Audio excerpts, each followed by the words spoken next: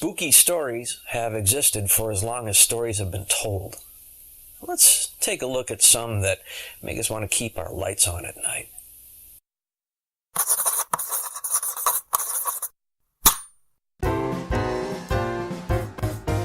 Hi, welcome to Pencil to Paper. Boo!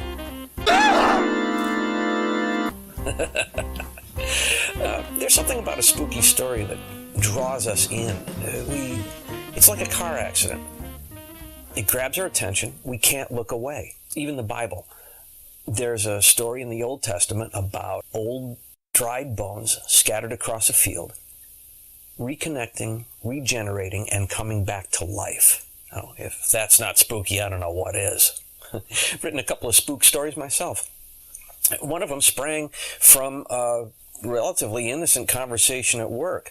I was working for the local parks district. This is about a dozen years ago.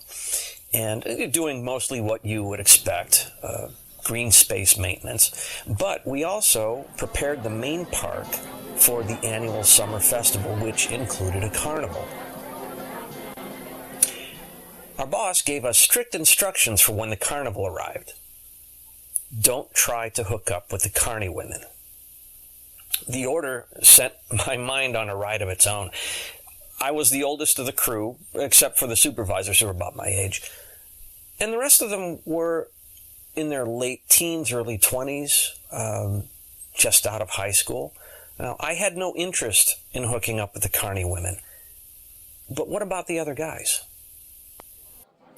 Carnival is a short story about a young man just out of high school who has mapped his own future out for himself. Then a mysterious carnival rolls into town, bringing a demonic and irresistible temptress with it. The problem with carnival is it's bad. Huh? No, really. The inspiration is, I think, solid. Beside the carny women order, which still strikes me as a little bizarre, I was influenced by a movie version of Ray Bradbury's story, Something Wicked This Way Comes. And I highly recommend that flick, by the way. It's really good.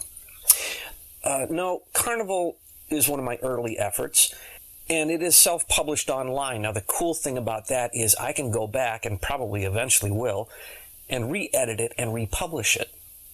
Writers in the past couldn't do that. If it was bad, it stayed bad. Dracula, Bram Stoker's novel, was very, very good. Stoker, an Irishman, was a civil servant at an old castle the British royalty used in Ireland. He left to manage Henry Irving's Lyceum Theatre in London in the late 1870s. He published Dracula in 1897. It wasn't his first or only work. Stoker published 19 novels. But Dracula is the story that would not die. It quickly became the stuff of film nightmares, starting with a truly creepy silent film in 1922 starring Max Schreck.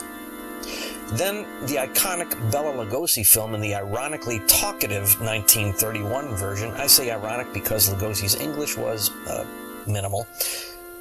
A bunch of films with Christopher Lee taking the undead role, and frequent heavy Gary Oldman and Francis Ford Coppola's 1992 flick. But where did Stoker get his inspiration from? Well, the English of the Industrial Revolution were suspicious of foreigners. They were afraid that people were going to come over and take their jobs away from them. So they had this built-in fear of, say, Europeans.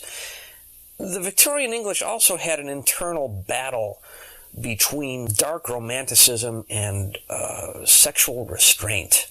Now, this all drips from his novel. And though he never visited Transylvania himself, he did tons of research, probably drawing on an 1888 book by Emily Gerard and told about her own travels to Transylvania. Now, vampire stories in England were nothing new. But Stoker mixed in some of the folklore that he read about. And one of the characters that may have influenced him was a real fellow named Vlad. Vlad was a prince in the region near Transylvania in the mid-1400s. He had a brutal way of dealing with his enemies. A torture that would spawn legends and myths and stories that would be recounted and retold for over 600 years. He was scarier, I think, than anything Stoker dreamt of in his wildest nightmares. He was Vlad the Impaler. What spooky stories do you have to tell? Who's crouching under your bed at night? Leave your comments below. And don't forget to like, share, and subscribe. On our next episode, a musical genius and a musical not-so-genius are locked in a rivalry for all time. See you next time. Thanks so much for watching.